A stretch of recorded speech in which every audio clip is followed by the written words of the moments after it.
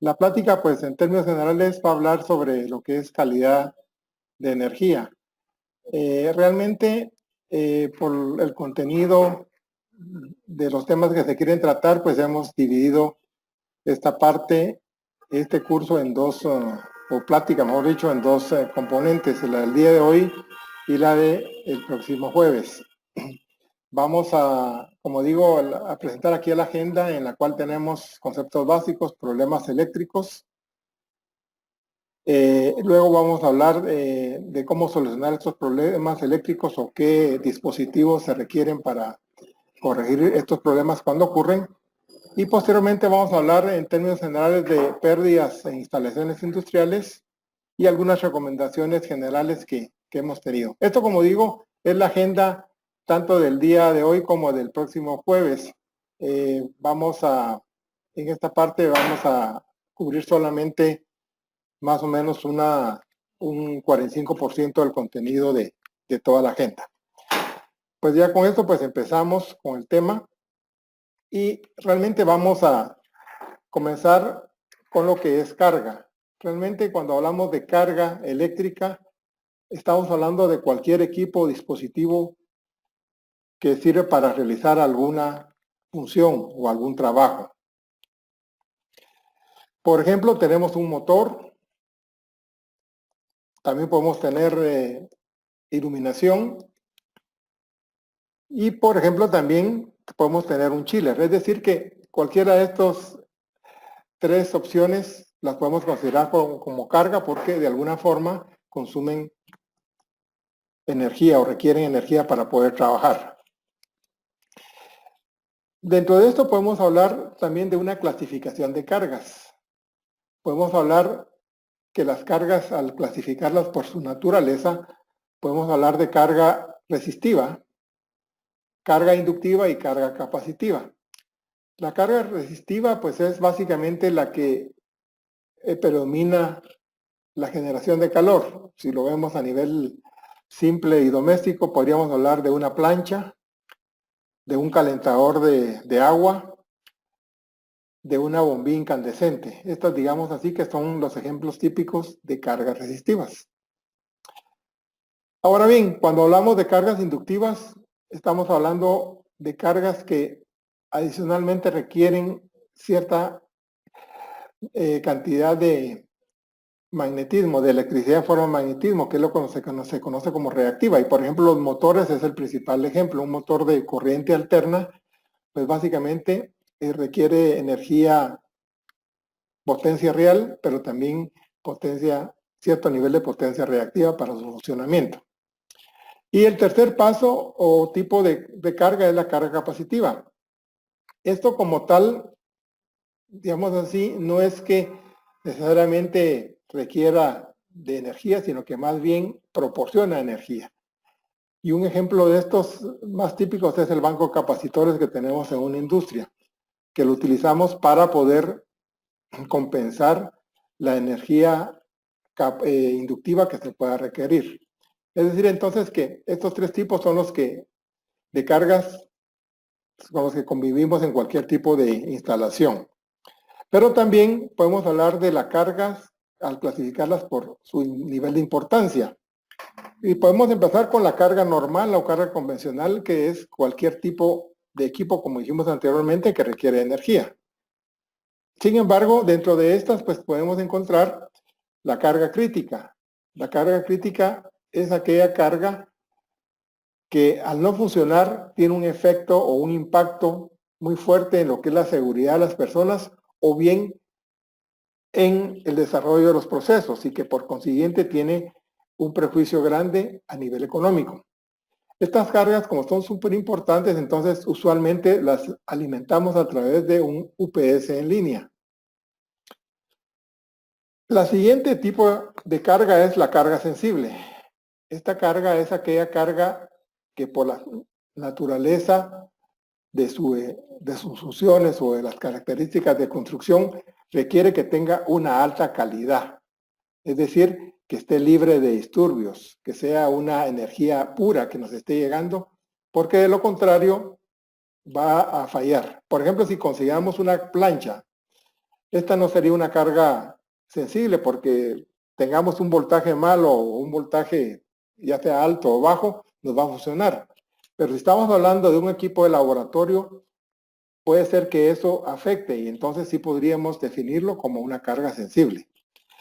La otra carga que consideramos también es la carga de emergencia, es decir, es aquella carga que en una instalación va a funcionar solamente cuando hay una suspensión de servicio. El ejemplo más típico podría ser el alumbrado en algunas zonas estratégicas. Por ejemplo, si estamos en un edificio, vamos a encontrar que en las escaleras este alumbrado debe colocarse porque en caso se vaya la energía, pues las personas tengan por dónde salir.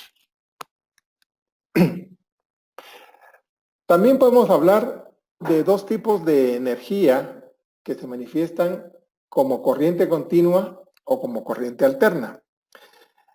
En la imagen que tenemos a la derecha o a la izquierda, en el caso a la izquierda, perdón, corriente continua, es el mejor ejemplo de la batería. Vamos a tener que la corriente continua tiene una dirección y básicamente no cambia en el tiempo. Tenemos aquí una curva de voltaje, pero si tuviéramos una curva de corriente, pues sería de igual manera invariable en el tiempo. El mejor ejemplo, como dije, es cuando tenemos una batería proporcionando energía a un dispositivo. La otra parte, gran rama de la energía o de la corriente es la corriente alterna. Esta, a diferencia de la continua, es que sí tiene una variación en el tiempo. Como ustedes ven, es una curva senoidal que en algunos lugares alcanza sus valores máximos y en otros sus valores mínimos. Y en algunos casos tiene valores positivos, en otros casos tiene valores negativos. Esto es entonces como se conoce a la corriente alterna.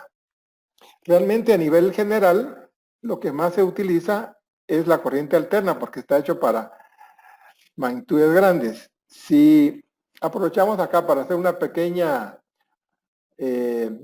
anécdota o recordatorio, podemos decir que la corriente alterna fue una contribución que Tesla, el famoso científico de principios de siglo, dio a la humanidad. Anteriormente a Tesla, toda la energía se trabajaba en forma continua, de corriente continua. Tomás Alva Edison pues manejaba la corriente continua y todo era de esa manera. Sin embargo, con la contribución de Tesla, entonces se formó la corriente alterna, o se utilizó la corriente alterna. Si hablamos de cómo se transmite la potencia o la energía, vamos a encontrar de que si habláramos de tanto de potencia de corriente alterna como de corriente directa, vamos a encontrar que necesitamos una fuente, que no sé si la podemos ver acá, en este pequeño circuito, y de esa fuente se emite voltaje y se emite corriente que va hacia una carga, o sea, un equipo, para que la pueda aprovechar. En el caso de la corriente alterna, entonces vamos a encontrar que esto mismo ocurre, pero la energía o la potencia se transmiten ya sea de manera forma senoidal por medio de una onda de voltaje y una onda de corriente. Esto, digamos, es la forma como transmitimos la energía. Si hablamos de un sistema trifásico, como es el que se maneja a nivel industrial, obviamente el nombre nos indica que tenemos tres fases. Y vamos a encontrar una fase 1, fase 2 o 3, o bien una fase A, B y C, como la queramos llamar.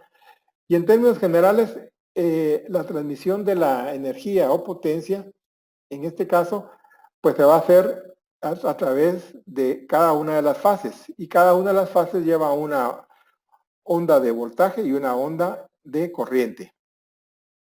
Aquí es importante también aclarar que cuando hablamos de energía o potencia, podemos definirla que entonces que la potencia es la energía por unidad de tiempo, ¿verdad? En este caso para que hablemos indistintamente de potencia y energía. Es decir, entonces, de que cuando hablamos de transmitir la corriente alterna, estamos hablando de una transmisión en forma de una onda senoidal, que es como la que tenemos en la figura, básicamente. Esto lo que tenemos acá es lo que se denomina un ciclo, que es básicamente, pues, una transmisión, una onda senoidal completa. Como podemos ver, tenemos valores que van variando, un valor máximo, que se llama amplitud, valores mínimos, en este caso, por ejemplo, aquí 0, pero dada la forma que se tiene, nosotros usualmente trabajamos con una forma promedio, un valor de la onda promedio. Y para eso se utiliza lo que se llama el valor promedio de raíz cuadrada. O sea, en este caso es el valor IRMS, que equivale a 0.707 de la corriente máxima. Es decir que como tenemos claro de que la corriente alterna cambia a cada momento y sería imposible saber en cada momento qué valor de corriente tenemos, se trabaja con valores promedio, y el valor promedio en este caso es el 0.707 del valor máximo. Si lo vemos a nivel inverso, podemos decir que el valor máximo equivale a 1.414 del valor promedio. Esto es válido tanto para la corriente como para el voltaje, ¿verdad? Como digo, entonces usualmente siempre que nosotros hablamos de corrientes que nos dicen un flipón tiene 40 amperios, estamos hablando de 40 amperios promedio, o sea, de una media cuadrática. Bueno, ya hemos hablado de algunas características de la energía, pero vamos a hablar ahora ya en tema que nos interesa fundamentalmente de la calidad de energía. Y vamos a decir que la calidad de energía es cuando el suministro de la energía que nos está requiriendo una carga es de acuerdo a las especificaciones que necesita esa carga. Dicho de otra manera, si por ejemplo tenemos una carga, esta carga se esté energizando y se esté aterrizando adecuadamente, entonces vamos a decir que hay calidad de energía. La calidad de energía en términos es una traducción del inglés, en este caso en inglés la van a encontrar ustedes como calidad de potencia, power quality, pero en español hablamos de calidad de energía. En términos generales es lo mismo, pero solo les hago esa aclaración para que si más adelante leen un texto en inglés, la van a encontrar como power quality.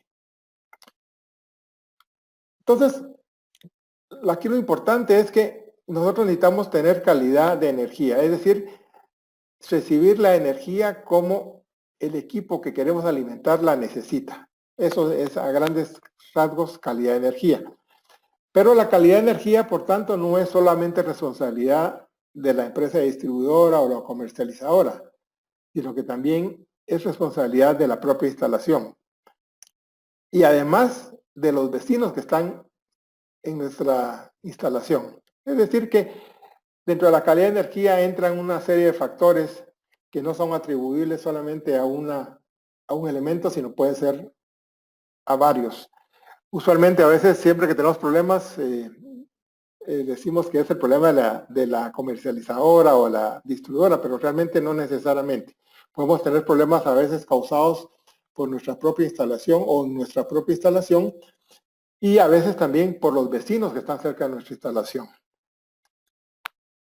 Entonces, como vemos aquí en la figura, nosotros encontramos aquí un tramo de una onda senoidal y vemos que realmente tiene una serie de, digamos así, de anormalidades, de deformidades que no nos dan una onda totalmente nítida.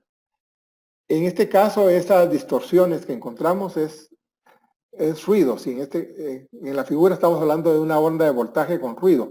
Es decir, entonces, de que solo el hecho de tener una onda que no esté totalmente, digamos, pura, nos da lugar de que de alguna forma hay algún problema eléctrico. Y eso es lo que vamos a seguir hablando. Por ejemplo, podemos encontrar un primer problema eléctrico, que sería una perturbación eléctrica, son interferencias en la carga. Nosotros hemos oído a veces que, por ejemplo, un equipo no nos funciona bien porque hay interferencia, decimos, ¿verdad? Una interferencia de un sistema de comunicación o un sistema de televisión o qué sé yo. Estas interferencias realmente lo que están haciendo es distorsionarnos nuestra forma de onda. Y como ven, no va a ser una línea pura, sino va a ser una línea con muchos picos. Entonces aquí, en este caso, estamos hablando de una interferencia en la carga. Aquí tenemos, por decirles algo, un ciclo de voltaje, pero si fuera corriente, pues sería exactamente lo mismo. Otra serie de problemas eléctricos son los trascientes de voltaje. Estos son muy comunes, como vamos a ver más adelante. Estos trascientes o impulsos, ¿cómo se llama? Son valores muy rápidos en el tiempo y que de alguna manera nos distorsionan el voltaje, nos lo elevan de una manera muy rápida, como mostramos aquí con la flechita. O sea, básicamente, al hablar de un trasciente, estamos de impulso. En este caso, estamos hablando de un valor que hace que nuestro voltaje suba considerablemente y que tenga una duración muy corta. Pero que, aunque sea muy corta duración, aquí estamos hablando, como ven ustedes, ni siquiera de segundos, sino que estamos hablando con centésimas de segundo. Esto ya nos da algún efecto. Son valores muy rápidos. De igual manera, podemos encontrar también los trascientes de voltaje de onda completa o ring wave, como le llaman en inglés.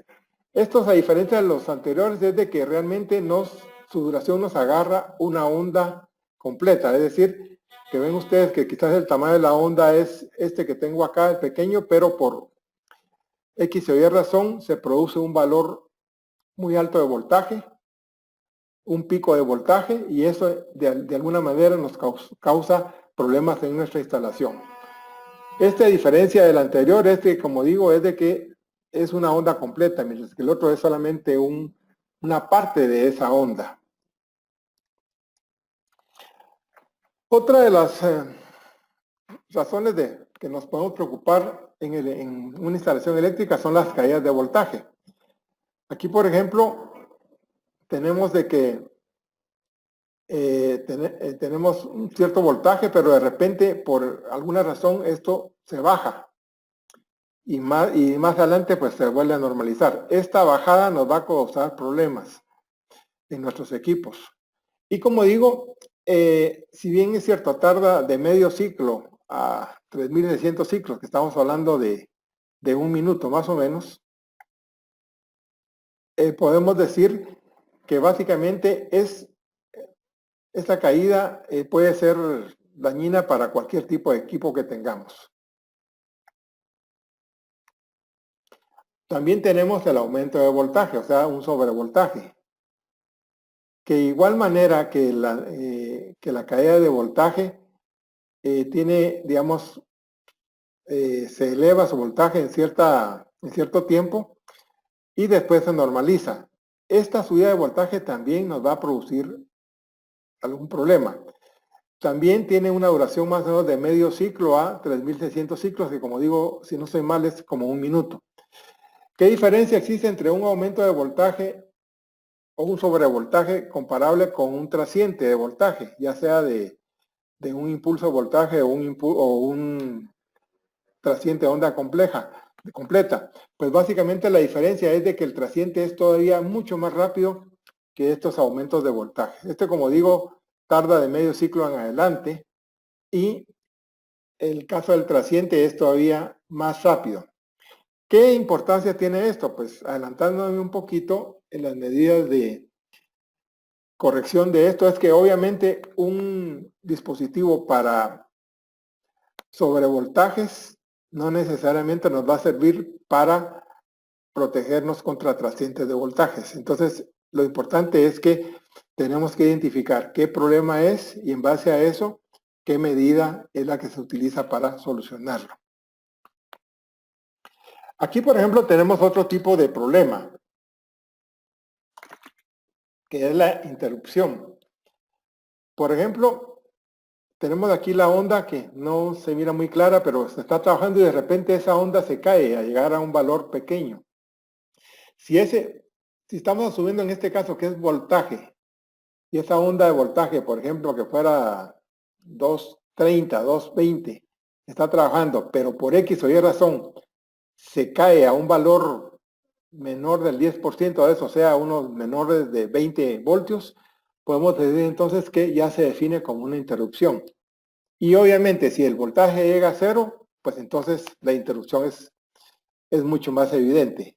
Lo importante es esto, que una interrupción también nos provoca problemas. Se diferencia de las anteriores de una caída de voltaje en que esta es de mayor duración y que solo el hecho de llegar a un 10% del valor de voltaje ya se considera como una interrupción, aunque la luz, como se dice vulgarmente, no se haya ido. Otro problema eléctrico es el flicker. El flicker es básicamente un parpadeo de la corriente y se da mucho en la iluminación. O sea, a veces nosotros encontramos una lámpara fluorescente que está encendiéndose y apagando, que es una cuestión bastante molesta. Y si como lo vemos aquí a nivel de la onda, encontramos que eso ocurre cuando no tenemos que nuestra transmisión de voltaje, en este caso no es pareja, sino que tenemos unas ondas de cierto valor y luego se bajan, luego se suben, luego se bajan, así sucesivamente. Este es lo que nos provoca ese parpadeo.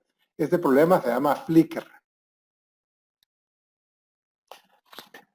El otro problema que también es bastante típico es lo que se conoce como distorsión armónica.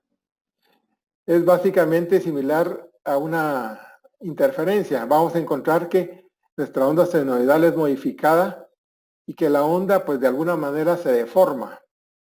Entonces tenemos en este caso, si pueden ver ustedes acá, dos valores que dicen THD, que es total de distorsión armónica. Si es 0, es para la onda senoidal que está limpia. Si estamos hablando de 7.97%, se está refiriendo a la onda que está distorsionada. Es decir, entonces que el hecho de que tengamos una onda de esta forma ya nos está afectando el funcionamiento de nuestros equipos.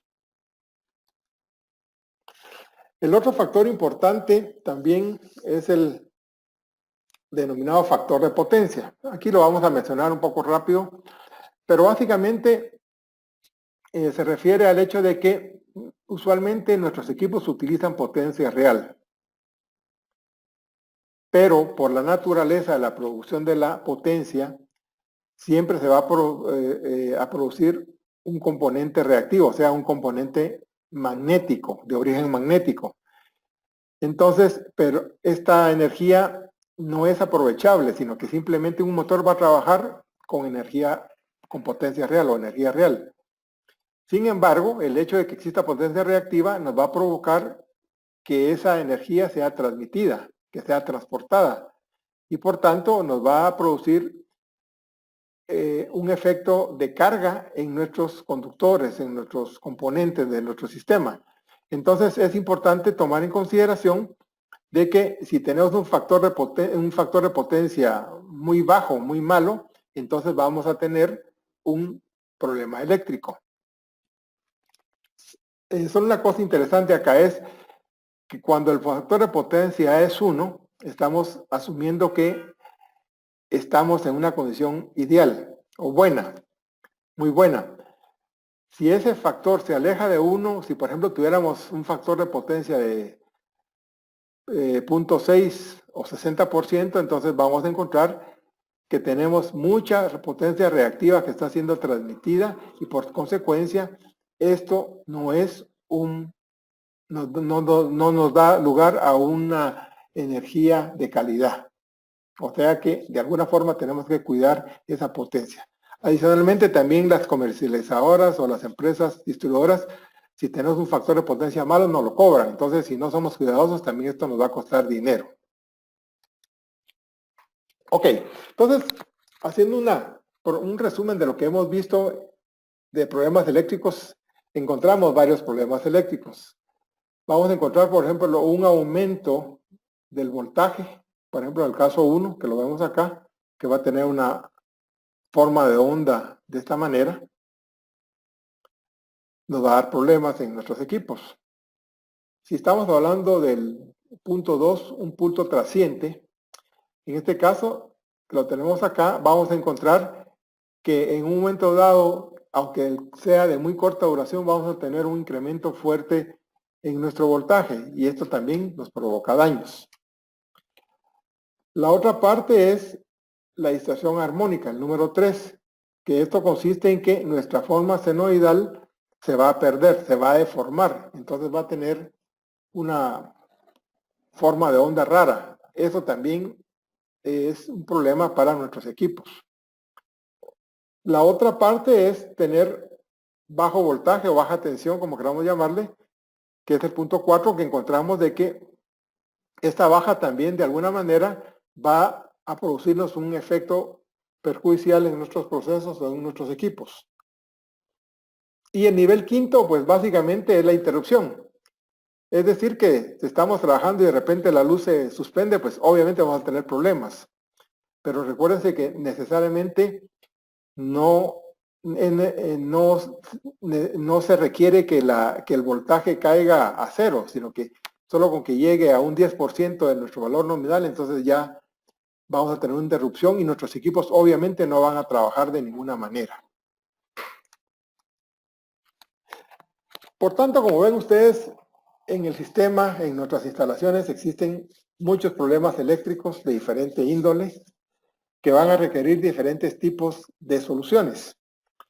Pero siguiendo aquí un resumen, vamos a encontrar que, de acuerdo a un estudio hecho ya hace algunos años por IBM, en un lugar en 200 sitios donde utilizaban computadoras, se encontraba que las caídas y subidas de voltaje, que se llaman acá Sack y Swells, más o menos ocurrían 11.5% del tiempo. Las salidas de voltaje o las interrupciones de voltaje o la suspensión de servicios, lo que vamos a ver de esa manera, más o menos digamos, son valores muy pequeños, muy raros, 0.5, o sea que ya sea 11 más 0.5, pues estamos hablando de un 11.5% de estos problemas que no son tan usuales. Ahora bien, si hablamos de trascientes y hablamos de ya sea de impulso, vamos a encontrar que un 39.5% se producen y los trascientes de onda completa básicamente un 49%. Es decir que si unimos los dos, podemos concluir que los problemas eléctricos más comunes son los trascientes. Y los trascientes, como digo, vuelvo a insistir, son elevaciones muy rápidas de voltaje, grandes elevaciones de voltaje que sí nos pueden dañar los equipos, pero que por su corta duración en términos generales ni lo sentimos. Entonces es muy importante, digamos, de alguna forma darles atención porque es lo más frecuente, al menos en esta serie de estudios que se han realizado. Otros problemas también relacionados con la calidad de energía es el factor cresta. El factor cresta lo encontramos cuando la corriente máxima va a ser mayor a 1.41 la corriente promedio. Esto se recuerdan ustedes que cuando vimos hace unos minutos la onda senoidal, hablamos de que la corriente que utilizamos es una corriente promedio. Entonces, y que esta corriente promedio es el 70% de la corriente máxima, o bien la corriente máxima es 1.41 la corriente promedio. Si esto de alguna manera no se mantiene, entonces vamos a tener problemas. Y esto se manifiesta a través de la producción de ruidos y vibraciones en nuestros equipos. Tenemos a veces problemas de motores que están vibrando, no sabemos por qué, pero puede ser, en este caso, revisar este factor cresta. Otro factor también conocido es el factor K. Este factor es un elemento que nos determina la capacidad que tienen los equipos para trabajar con corrientes no senoidales. O sea, en cierta manera vamos a encontrar de que, como digo, no todos los equipos, aunque la potencia se transmite en forma senoidal, y si tuviéramos, digamos, todas las cargas fueran senoidales, pues no habría problema, pero desafortunadamente, por ejemplo, tenemos las cargas electrónicas, que esas no, para trabajar no utilizan una forma senoidal de potencia o de corriente y de voltaje, y entonces eso nos provoca problemas. Entonces este factor K nos identifica estos tipos de problemas, y entonces, por ejemplo, acá en esta tablita que no se mira muy bien, pero traté de interpretar, encontramos, por ejemplo, por tipo de carga y qué factor tiene. Entonces, si por ejemplo hablamos de lámparas incandescentes o de cargas puramente resistivas, vamos a encontrar que el factor K va a ser 1 o cercano a 1. Si en cambio estamos hablando de lámparas de estas fluorescentes o bien equipo como UPS ya con cierto tipo de controles electrónicos o etcétera, entonces vamos a encontrar que el factor K ya va a estar alrededor de 4. Entonces eso ya nos dice que ya nuestra onda se está deformando. Entonces que tenemos que tener un transformador que sea acorde a trabajar con este tipo de cargas. Si por ejemplo estamos hablando de equipos de comunicaciones y UPS sin filtros, el factor está alrededor de 13. Si estamos hablando de servidores de computadoras, equipo electrónico de alta tecnología, este factor puede estar alrededor de 20. Y más adelante, si estamos hablando de equipo industrial o bien otras cargas, este factor puede ir subiendo. Es decir, entonces que este factor K, la medida de este factor K, nos va a dar una idea de qué tan lineal es nuestra carga o bien qué tan electrónica es nuestra carga. Porque si tenemos una carga lineal, la forma de onda va a ser senoidal perfecta. Ahora, si no es lineal, si no es electrónica, esa forma de onda va a ser una forma de onda totalmente distorsionada y por tanto vamos a tener problemas en la calidad de la energía que estamos recibiendo. Aquí tenemos un ejemplo. Esta es una imagen de un medidor real que trabajamos, un analizador de redes que se llama.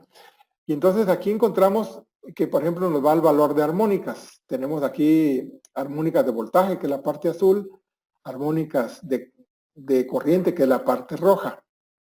Y aquí nos llama, digamos, estos, como digo, es una gráfica medida en el sitio. Y aquí, por ejemplo, abajo, encontramos voltaje y amperios. Encontramos el valor promedio del RMS, que son 272 voltios, y en corriente 33.62 amperios. La distorsión de armónicas en este caso es 0.8 para voltaje y para corriente es 1.4. El factor cresta es 1.423, es decir, que en este caso estamos bastante bien porque estamos muy cerca del factor ideal que es 1.41, es decir, que casi coincide, digamos, el factor con el teórico. Y si hablamos, en el caso de la corriente, vamos a encontrar que el factor cresta va a ser 1.414, o sea, también bastante cercano. Además de eso, encontramos también que el factor K es 1.02. ¿Qué significa eso? Que realmente no estamos teniendo distorsiones por carga electrónica, o sea, por carga no lineal. Entonces, básicamente podríamos decir que en esta instalación la carga no lineal es casi nula y por tanto, entonces, casi toda es, digamos, una buena calidad de energía la que se está recibiendo por estos factores.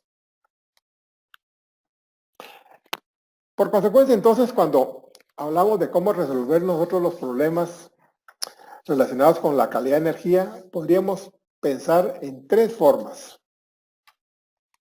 La primera sería reduciendo las variaciones de voltaje, es decir que si yo tengo un voltaje que requiero, por decirles algo, de 220, entonces mi fuente trataría de que las variaciones fueran lo más cercano a 220. que se mantuvieran en ese rango. Así voy a tener una calidad de energía. Esto es un poco difícil porque nuestro sistema tiene varios componentes, pasa por varios lugares y está sujeto a una serie de factores que no nos pueden garantizar que aunque reduzcamos las versiones en la fuente, vamos a recibir la energía también de igual manera. La otra forma sería aumentando la tolerancia de los equipos, o sea, de la carga. Esto significa, por ejemplo, si yo usualmente tengo que mis equipos tienen un porcentaje, una tolerancia para variaciones de voltaje de más o menos 10%, entonces, una manera de, si no soy capaz de dar ese voltaje con más o menos 10% dentro de ese rango, entonces una alternativa sería al aumentar esa tolerancia, ese más o menos 10%, ponerlo más o menos 20% o más o menos 30%. Obviamente eso es impráctico porque los equipos están hechos para trabajar bajo determinadas condiciones y si se pasan de esas condiciones, entonces va a haber problemas o fallas. Entonces, como digo, es una estrategia muy práctica. Y la otra parte, pues, es colocando un equipo interfaz entre la fuente y la energía. Es decir, que para poder ver cómo resolvemos la calidad de energía, entonces vamos a utilizar una interfaz. Es decir, vamos a utilizar equipos que de alguna manera nos van a ayudar a corregir los problemas. Lo importante es, en alguna forma, saber qué equipos vamos a utilizar, porque los problemas son de diferente índole. Tal como les expresaba con el caso de una subida de voltaje, no necesariamente se va a corregir con un equipo para la protección de trascientes. ¿Verdad? Entonces, esa es la clave. Realmente que identificar qué problema se tiene y luego, dependiendo del problema, cuál es la medida a solucionar para solucionar ese problema. Bien, cuando hablamos entonces de la protección, utilizamos una forma gráfica que se llama metodología de la pirámide. ¿Qué significa esto? Bueno, que básicamente tenemos una pirámide en la cual la base es más ancha que el pico. Y vamos a tener que la primera metodología para darle protección a nuestra instalación es empezar con un sistema de tierras. El sistema de tierras, pues básicamente va a ser la base. No podríamos tener nada si este sistema no funciona.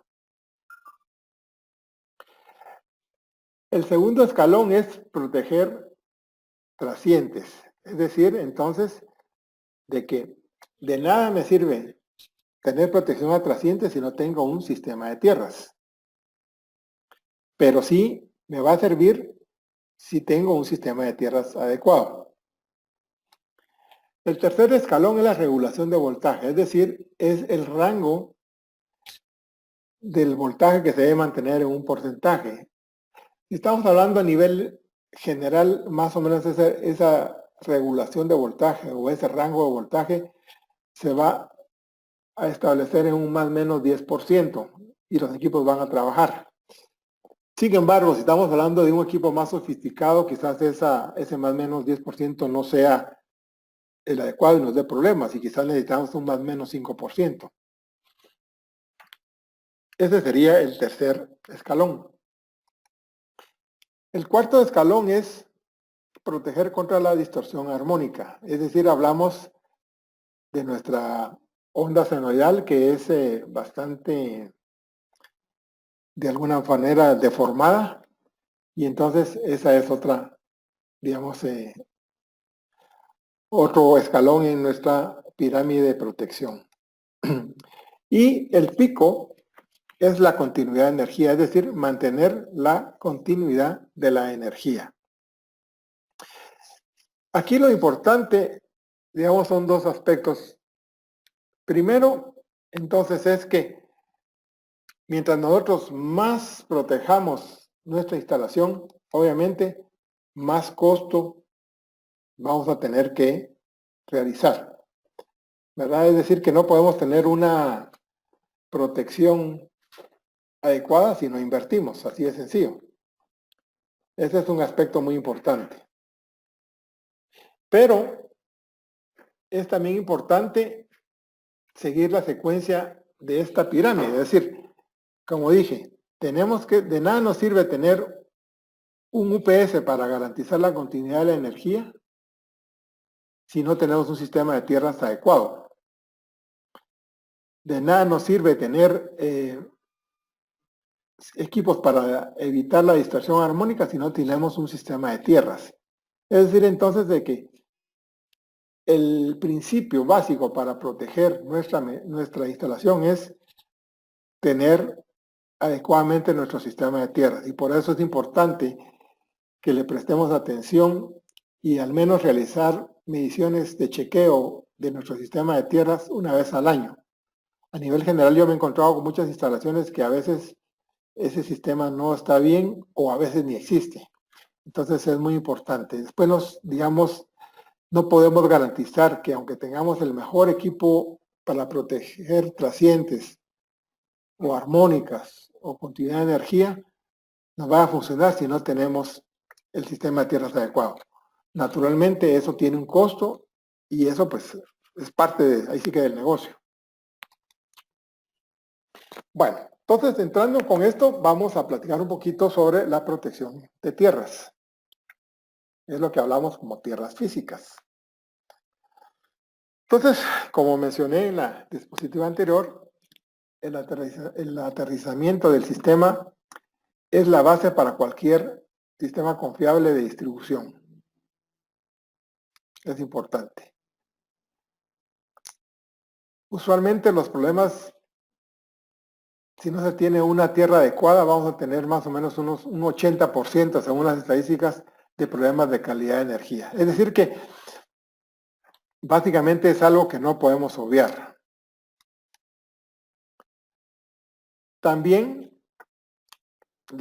insistiendo en esto, perdonen que lo insista mucho, pero es que muchas veces el sistema de tierras, como es el sistema tal vez más económico, se gasta menos, y por eso es tan, y como no se mira, a veces no se ignora y entonces tenemos problemas y cuando vamos a revisar el problema, el origen del problema es que la tierra no era la adecuada. Entonces, ¿qué entendemos por un sistema de tierras, de protección de tierras? Según el NEC, el artículo 100 del NEC, que el NEC es el Código de Electricidad Americano, el National Electric Code, que es la base de todas las normas que se usan en Estados Unidos y aquí en Guatemala, que aunque no tenemos normas, son las que se utilizan y se utilizan casi en todo el mundo como referencia, define a la conexión a tierra física como una conexión conductora, ya sea intencional o accidental, entre un circuito eléctrico o equipo y la tierra, o algún cuerpo conductor que sirva en lugar de tierra.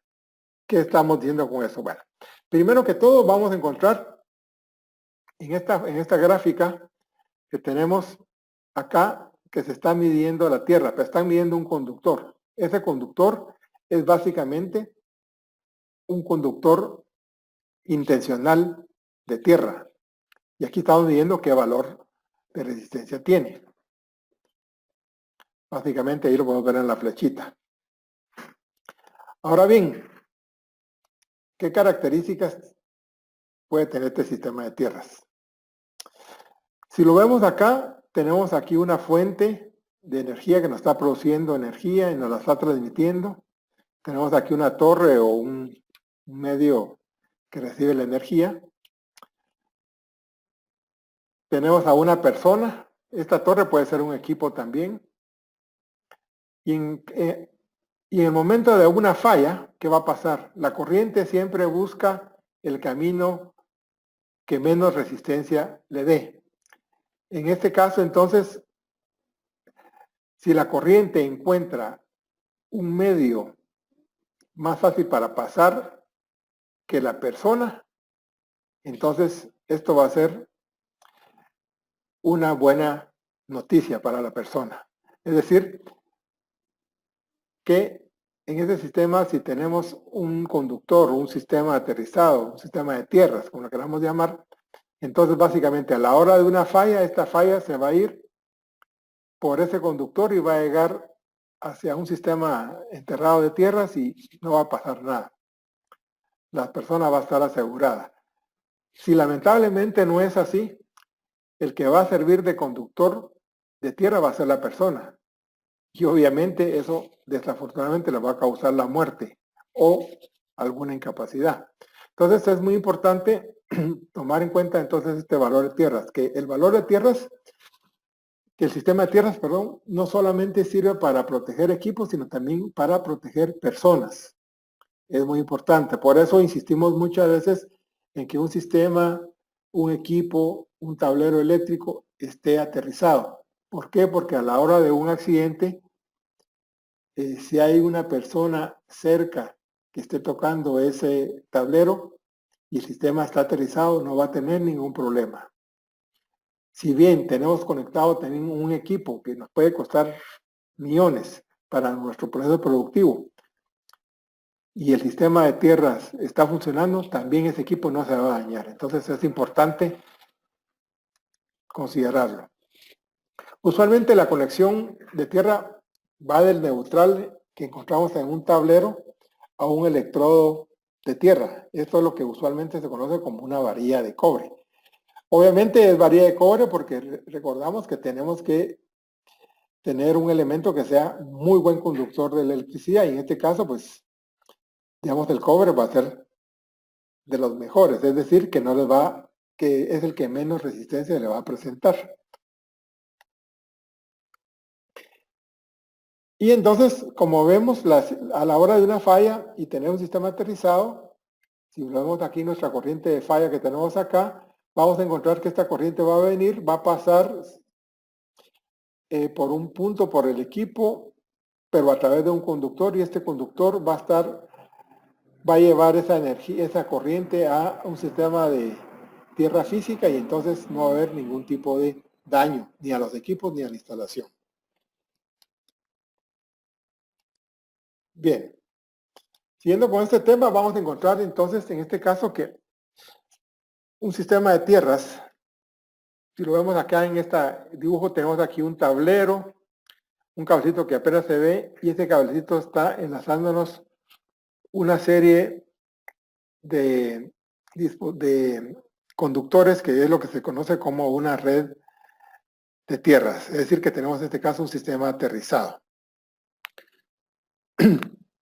Entonces, esta red de elementos o electrodos, que usualmente son varias de cobre conectadas, van a servir para poder, digamos, proteger nuestra instalación. Obviamente la forma o la cantidad de electrodos que estemos utilizando, pues van a depender de nuestra instalación. Si estamos pensando en una casa residencial, pues obviamente quizás no necesitamos una red de tierras, pero si estamos pensando en una subestación de una industria, pues entonces ahí sí se va a requerir tener una red de tierras, como Dios manda. La norma NEC, o sea, la norma del código eléctrico, indica que cada electrodo debe tener una resistencia que no sea, digamos, mayor a 25 ohmios, es decir, que debe ser menor de 25 ohmios. ¿Por qué? Porque entonces mientras menos resistencia se tenga, más fácil va a ser la evacuación de una corriente. Y un buen sistema de tierras vamos a decir que es aquel que no excede los 5 ohmios de resistencia. Esto sobre todo para equipos sensibles, o sea, por ejemplo, si tenemos equipos de comunicación, computadoras, por ejemplo, se me ocurre a mí una maquinaria sofisticada de producción con controles, etcétera. Entonces, sí tenemos que tener cuidado que ese valor de la resistencia de tierra no sea mayor de los 5 ohmios. Y por eso es importante, como pongo acá y como lo mencioné anteriormente, que se haga una revisión anual del sistema de tierras, se miden las tierras. El sistema de tierras, como ven, si lo vemos aquí en la figura, una forma sencilla, solamente con un electrodo o con una varilla, vamos a tener que va a tener una influencia sobre el medio. Como ustedes ven acá, una serie de, pues no esferas, pero figuras concéntricas, unas partes que están enterradas y otras que están sobre la superficie del suelo, básicamente, y este es el área que nos va a proteger de una falla. Es decir, si por ejemplo yo estoy fuera de esta esfera de influencia y cae un rayo, posiblemente el rayo me mate. Pero si estoy dentro de la red de influencia, el rayo no me mate porque entonces va a tener por dónde circular la corriente. Entonces, en este caso, decimos que la red o el electrodo o el grupo de electrodos tienen una esfera de influencia, un área en la cual estoy inmune a las fallas. Obviamente si están bien conectadas, ¿verdad? Entonces, esta área es básicamente es un volumen que se define como 5pi L al cubo dividido entre 3, donde L es la longitud del electrodo. Es decir, que si yo tengo un electrodo más largo, mi área de influencia va a crecer y voy a estar más protegido. Si tengo un electrodo muy pequeño, por decirles algo que tuviera 1 metro, entonces va a ser bastante más pequeña el área de influencia. Y obviamente si tengo una red, el área de influencia va a ser mucho mayor. Lo importante es que estemos conscientes de que a la hora de un problema no necesariamente tenemos que estar nuestros equipos o nosotros conectados a un punto, sino que podemos estar en cualquier área, media vez estemos dentro de la esfera de influencia, no vamos a tener problemas. Ahora bien, ¿cómo diseñamos un sistema de tierras? Obviamente aquí lo estoy simplificando de una manera muy sencilla, no es así, pero para que ustedes tengan la idea general, lo vamos a mencionar. El primer paso pues es analizar el sitio donde está nuestra instalación. Es decir que, por ejemplo, cuando se hace una nueva instalación, de las primeras cosas es hacer mediciones de tierra para poder, digamos, de alguna forma, digamos, establecer qué valor de tierra tengo. Entonces, el primero es tratar entonces de que a la hora de medir, encuentre un lugar que tenga un valor de tierra bastante bajos. En este caso, entre 3 a 5 ohmios podría ser un excelente sitio para, digamos, mi valor de tierra. Luego, tengo que hacer una recopilación de datos, hacer mediciones. Esto lo hago a través de aparatos. Y esto lo que se hace es medir la resistividad del suelo. Este método se llama método de Wenner. Y se dice de 4 puntos porque, así como lo vemos aquí en la figura, se ponen 1, 2, 3 y 4 puntos en los cuales se mide la resistividad de la tierra y nos va a decir qué tan bueno o malo está esa área con respecto a nuestra resistencia de tierra.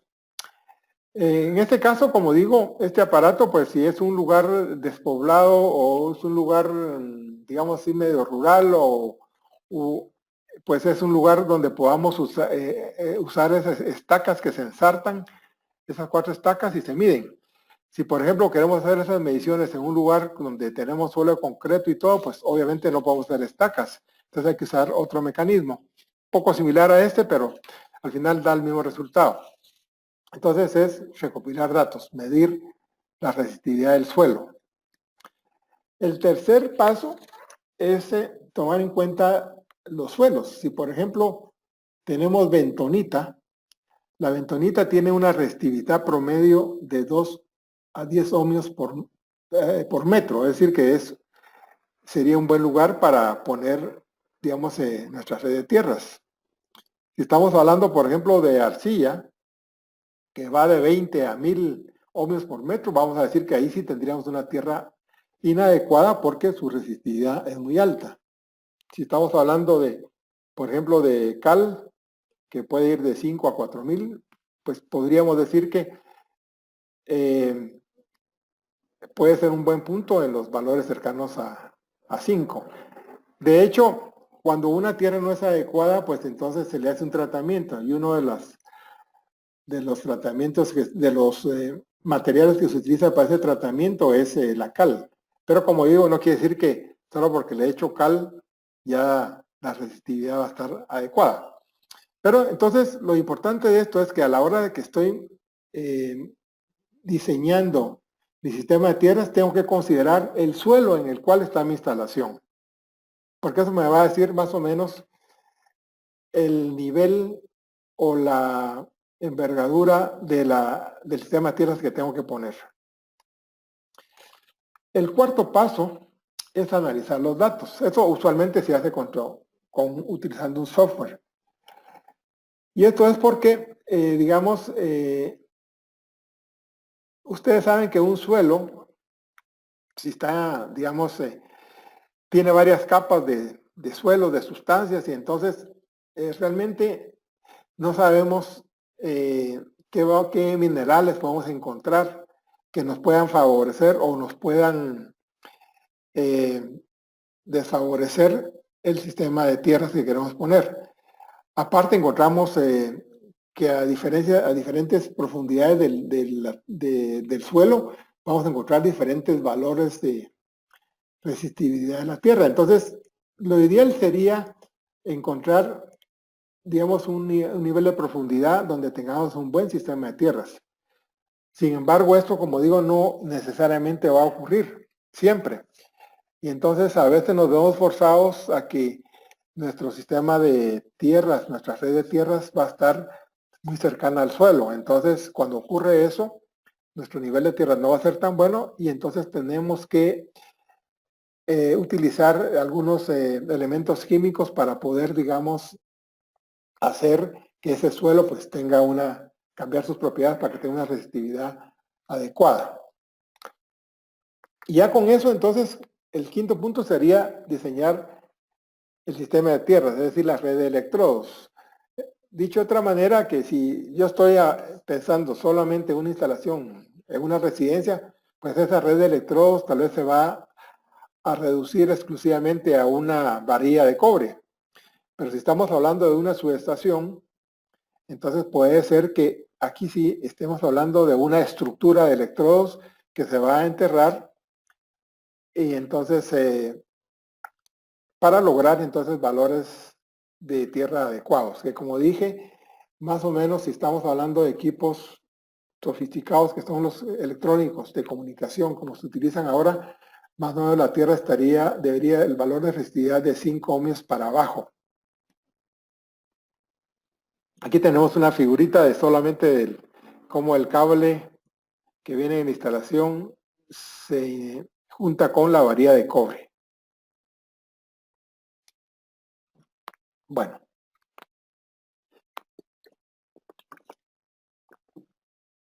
Vamos a hablar ahora de trascientes. Y de trascientes, como dijimos, es la segunda etapa de nuestra pirámide que hemos hablado. Hablamos que necesitamos en la base un sistema de tierras adecuado y la segunda parte va a ser la protección de trascientes.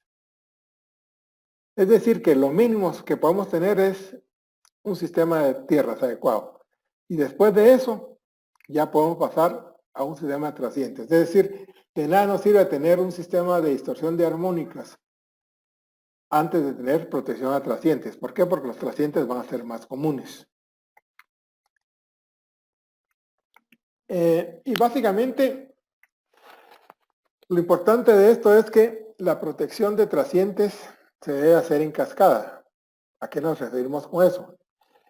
Nos referimos a que básicamente no quiere decir que una instalación va a estar protegida solamente si yo tengo un filtro de trascientes en un punto, sino que debo tenerlo en varios puntos, dependiendo de las características de mi instalación.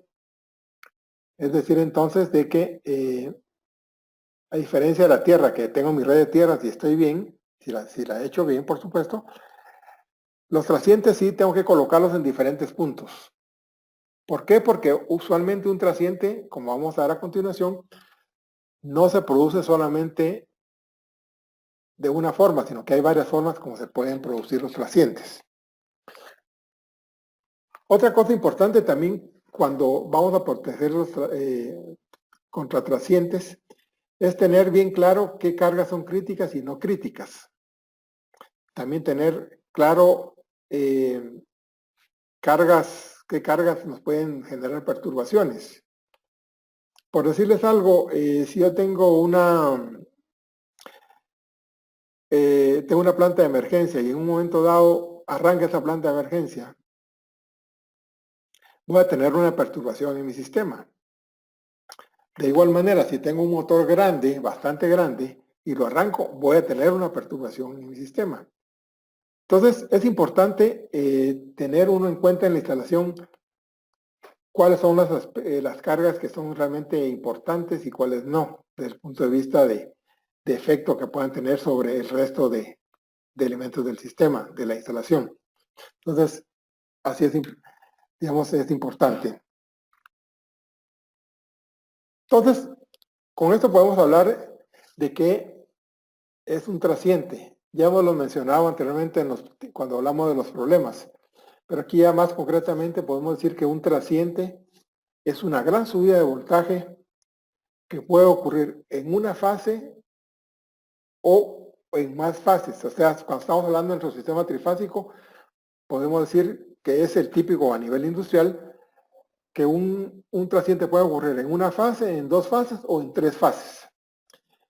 Y aproximadamente tiene una duración de 2 milisegundos o menos. Es decir, que trasciente es una subida de voltaje súper rápida, que a veces que no la sentimos, llamamos así, no podemos verla, no la podemos ni sentir. Y a veces, si no tenemos el equipo de protección, se nos daña equipo y no sabemos qué pasa y por qué se nos dañó. Entonces, las características del trasciente, vamos a decir que su duración es muy corta. Estamos hablando de menos de medio ciclo digamos, de lo que sería la forma de onda del voltaje o de la corriente. Cuando ocurre eso, la frecuencia puede subir valores muy grandes. En este caso, nuestra frecuencia en condiciones normales es de 60 Hz, pero a la hora de un trasciente, esa frecuencia puede oscilar desde 20 MHz hasta valores de 20 MHz, o sea, 20 millones de Hz.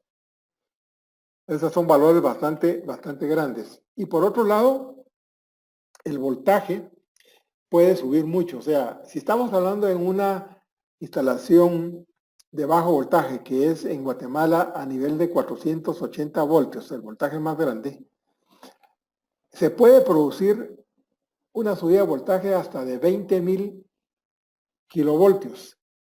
Es decir, estamos hablando de un valor bastante fuerte y que por tanto nos va a afectar mucho en nuestra instalación. Si lo vemos a nivel gráfico, acá tenemos un par de trascientes de voltaje que son de manera, digamos, de tipo pulso, pero que sí nos elevan bastante el voltaje. Bueno, ya hablamos de lo que es un trasciente, pero vamos a ver sus causas. Y cuando hablamos de causas, vamos a hablar de dos fuentes, las externas, que según las estadísticas son un 20% de todos los trascientes provocados y que básicamente quizás el más común que conocemos son los rayos, la tempestad, que de hecho ha estado muy fuerte en los últimos tiempos en nuestro país, pero damos una fuente de trascientes. También el switcheo de banco de capacitores o subestaciones. ¿Qué decimos con switcheo? Pues es la entrada o salida de un banco de capacitores o bien la entrada o salida de circuitos en una subestación. En una subestación, por ejemplo, del sistema de transmisión. O sea que si, por ejemplo, tengo, qué sé yo, la subestación de La Paz, por ejemplo, que está en la calzada de La Paz, se abre un circuito o se cierra un circuito, esa operación de switcheo me va a provocar también un trasciente. También una fuente de trasciente son los cortocircuitos en la red de distribución. Esas, digamos, quizás son las fallas más comunes desde el punto de vista externo. Ahora, si lo hablamos a nivel de fallas internas, que son el 80%, nos estamos refiriendo a trascientes que son provocados por la propia instalación. Aquí muchas veces, como digo, a veces cuando pasa un trasciente, se trata de culpar a alguien externo a la instalación. Pero según las estadísticas, la mayor parte de trascientes que ocurren son originados en la propia instalación. Por ejemplo, el switcheo de cargas. Si yo tengo una forma, para que veamos una forma sencilla, si yo quiero, tengo una instalación donde tengo muchas lámparas y las enciendo todas al mismo tiempo o las apago todas al mismo tiempo, eso me va a provocar un trasciente. Obviamente, si tengo un cortocircuito en la instalación, también me va a provocar un trasciente. Si, por ejemplo, estoy trabajando soldadura, con soldadura de arco, por la naturaleza del funcionamiento de la soldadura, eso también me va a provocar trascientes. Esos quizás son de los más comunes en las instalaciones industriales. La otra parte sería el dimeo de iluminación. O sea, el dimeo es amortizar la intensidad de una lámpara y entonces esas operaciones de dimeo, de subir o de bajar intensidad también de alguna forma me producen trascientes. Otra fuente de trascientes son los variadores de velocidad. ¿Por qué? Porque, digamos, los variadores de velocidad, que son dispositivos que se utilizan junto con motores, de alguna manera cuando entran, si no los tengo calibrados adecuadamente, pues entonces puede ser que entonces tengamos movimientos bruscos de corriente o de voltaje. Otra fuente de trascientes acá son los equipos de imágenes, por ejemplo, fotocopiadoras. Es increíble que una fotocopiadora, a veces uno dice, no hombre, pero si es chiquita y todo, pero realmente sí me causa un valor, un fuerte efecto en la entrada a nivel de trascientes de voltaje. Como digo, aquí estamos hablando de cosas de las causas internas y podemos decir que tal vez son muy pequeñas y que no dañan. Si lo vemos a nivel general de todo nuestro sistema, de subestaciones y de plantas generadoras y toda esa cosa, podemos decir, bueno, realmente sí no tiene efecto, pero si estamos considerando que eso está ocurriendo en nuestra instalación, que tenemos instalaciones, tenemos cargas pequeñas, más sensibles, entonces sí podemos tener problemas. Entonces, por eso es la razón de que la mayor parte de trascientes son de origen interno. Uno aquí que no lo puse, pero que ocurre mucho también, es la entrada de una planta de emergencia. A la hora de que se va el sistema nacional y entra a la planta de emergencia, en el momento de arrancar esto provoca también un trasciente. Entonces eso también es importante. Quizás uno no lo mira porque le soluciona el problema, pero también está causando efectos a las cargas que están conectadas. ¿Y qué efectos tienen sobre los equipos?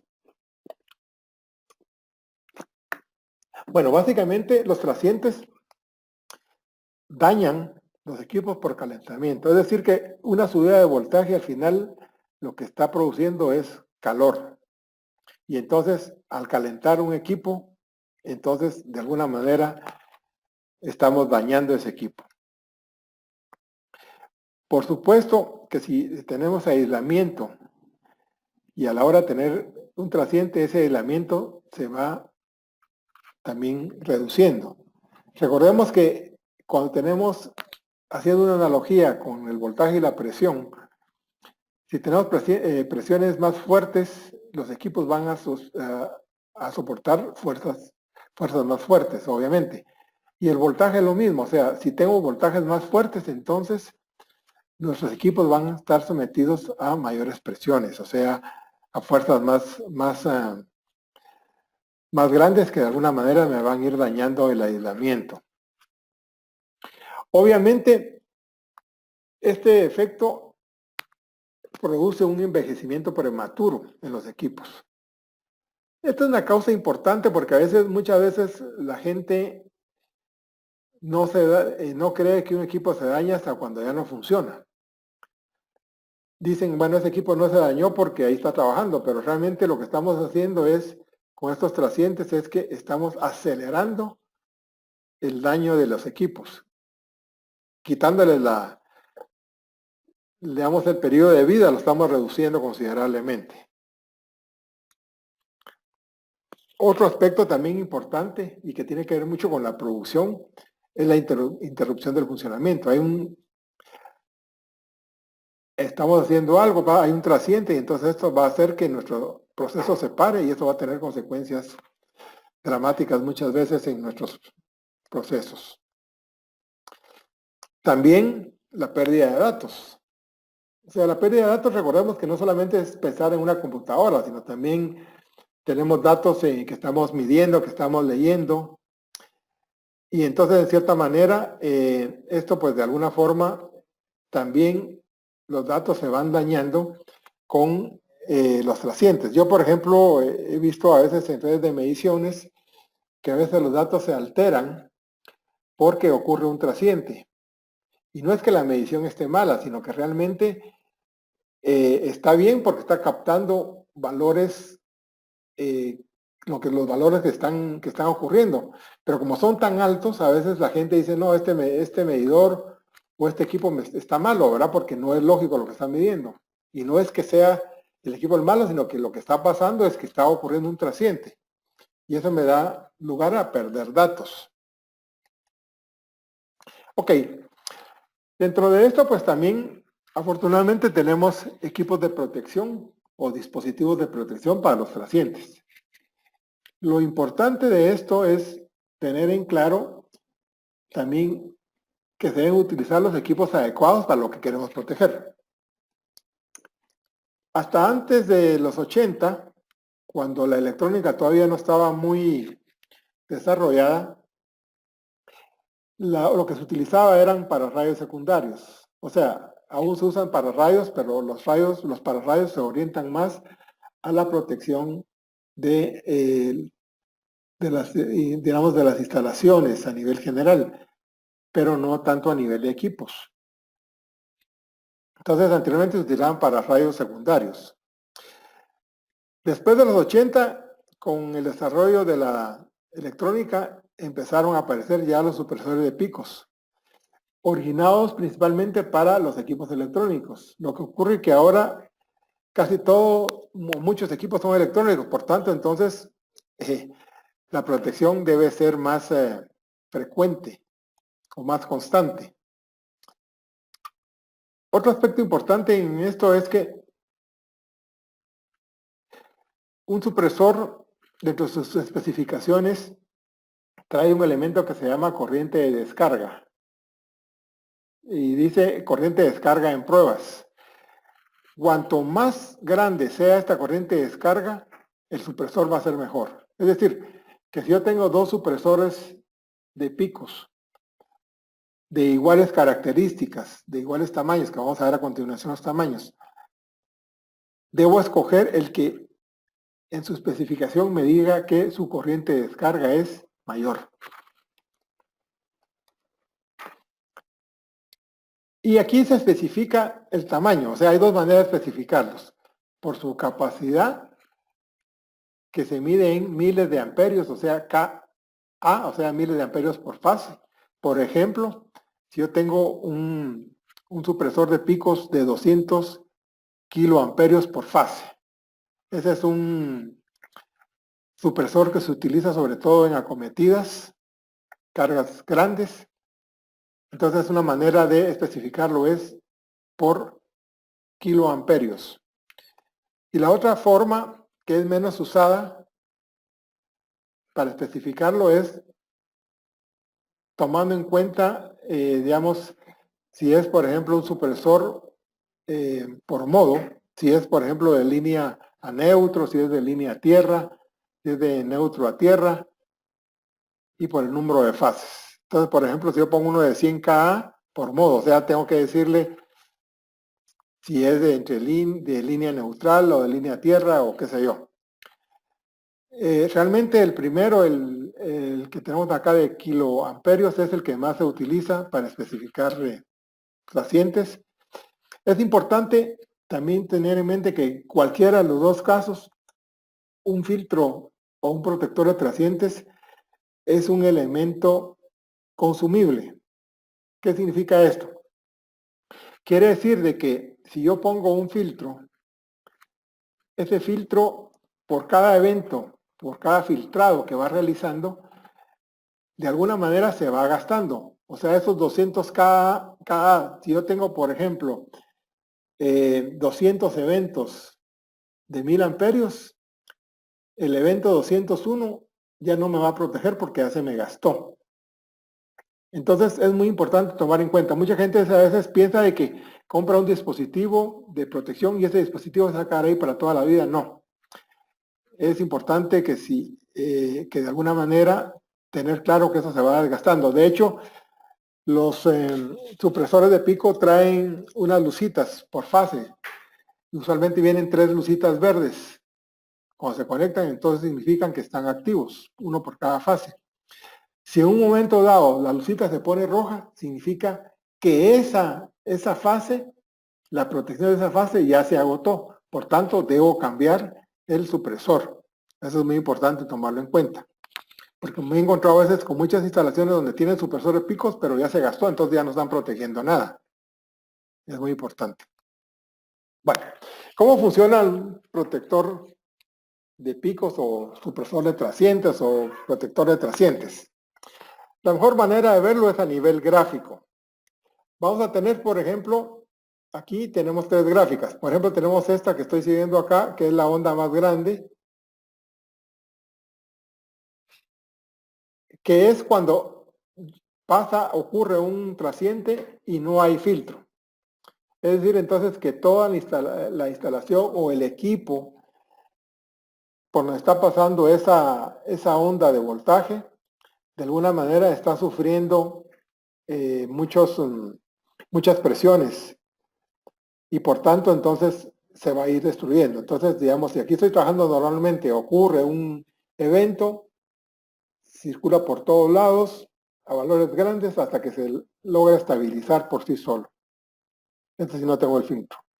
Si tengo un filtro que no es muy bueno, voy a tener aquí que viene el evento, ocurre el trasciente, obviamente me va a filtrar algo, pero poco a poco el tiempo de reposición va a ser más largo. Obviamente no va a ser tan dramático como si no tuviera filtro, pero su tiempo va a ser también de alguna manera más extenso y me va a provocar eventualmente ciertos daños. Y el otro es el rojo, que es tener un filtro de calidad. Que ocurre el evento, ocurre instantáneamente un trastorno, pero luego esto se va regulando en el tiempo y entonces ya no voy a tener ningún problema. Mi voltaje va a estar estable. Esto estamos hablando, como ven ustedes acá, a nivel de microsegundos. O sea que estamos hablando de tiempos bastante cortos. Entonces, es importante entonces que muchas veces los protectores de pico y los equipos en general, muchas veces la gente solo mira el precio y trata de comprar los más baratos, pero realmente no hay que ver eso a veces porque lo que nos interesa más es la protección. Obviamente el precio es importante, pero sí tratemos en cierta forma de garantizarnos que tenemos un filtro de calidad. La otra parte es que tenemos diferentes tipos de filtros protectores y aquí es donde pongo en cascada. Porque vamos a tener, por ejemplo, si tenemos el tipo 1, va a ser un filtro que va a estar orientado para acometidas, o sea, para ingresos principales de energía. Si estamos hablando del tipo 2, estamos hablando para áreas o grupos de circuitos o grupos de alimentadores o grupos de ramales, o sea, que son para ciertos puntos. Si estamos hablando del tipo 3, estamos hablando de cargas puntuales, tipo regletas, si lo queremos ver de una manera sencilla. Es decir, que nosotros encontramos estos tres filtros, tipos de filtros dentro de nuestra cometida. Y entonces, ¿qué es dentro de nuestra instalación? ¿Y qué significa esto? Que obviamente es bueno tener un tipo 1 para cometidas, pero eso no quita que no necesitemos un tipo 2 o un tipo 3, ¿verdad? O sea que, ¿por qué? Porque necesitamos una protección en cascada en función de las características de nuestra instalación. Si lo vemos aquí a nivel gráfico, en esta figura, por ejemplo, encontramos en la cometida tenemos el tipo 1, que es en la entrada prácticamente en la instalación. Como ven, si pueden ustedes aquí medio tratar de descifrar en el dibujo, es en un poste, entonces prácticamente en la entrada de nuestra instalación tenemos que tener un trasciende tipo 1. Si estamos hablando de un circuito o de un alimentador o de ramales, entonces estamos hablando de un tipo 2 que utilizamos. Y si estamos hablando de un equipo individual, estamos hablando de un tipo 3. Aquí, en esta parte, es importante tomar en cuenta la nota acá. Si estoy yo en un circuito que alimenta a un equipo, pero ese equipo está a menos de 10 metros, entonces no es necesario protegerlo con un protector de trascientes tipo 3, básicamente, porque está siendo protegido automáticamente por el circuito. Ahora, si yo tengo un equipo que está bastante lejano del circuito, digamos, del ramal, entonces sí debo utilizar un protector tipo 3. Hago la aclaración también que aquí estamos hablando de distancias de los circuitos eléctricos. No quiere decir a distancias físicas, porque yo puedo estar viendo aquí a la pared un equipo y que estoy a 3 metros de él, pero eso no significa que la distancia entre ese equipo y el tablero que está alimentando sean 3 metros. Puede ser que sean 10, 15, 20, no sé, o puede ser que sea menos, pero es importante entonces esto para la protección como estrategia, que como digo, aparte de la tierra, los trascientes es el escalón de protección. Es importante entonces tomar en consideración tener una estrategia para protegernos de los trascientes, que no basta solo con ponernos un supresor de picos en la acometida, sino que hay que ponerlo estratégicamente. Obviamente hay que gastar plata, de plano hay que gastar la plata, pero también recordemos de que estoy reduciendo, digamos, una probabilidad de que eso me dañe mi producción, que me dañe, no sé, los equipos. Entonces eso, pues al final tiene sentido, es una inversión económica que sí se tiene que tomar en cuenta.